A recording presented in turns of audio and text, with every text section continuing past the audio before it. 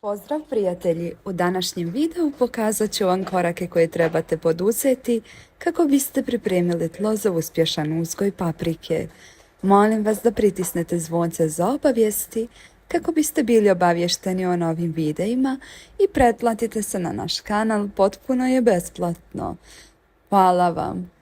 Pravilna priprema tla osigurat će biljkama potrebna hranjiva svojstva za njihov rast i razvoj. Važno je osigurati dovoljnu količinu kalija, kalcijuma i magnezijuma. U ovom videu ću vam pokazati kako to postići pomoću dva potpuno prirodna praha, bez potrebe za kupnjom skupih i nezdravih hemijskih pripravaka. Prvi sastojak je drveni pepeo u količini od 1 kg.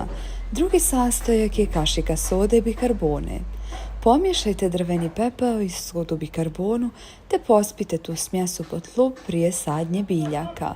Ovaj korak je ključan za postizanje bogate berbe paprika, ali pazite da ne pretjerate kako ne biste oštetili korijenje biljaka.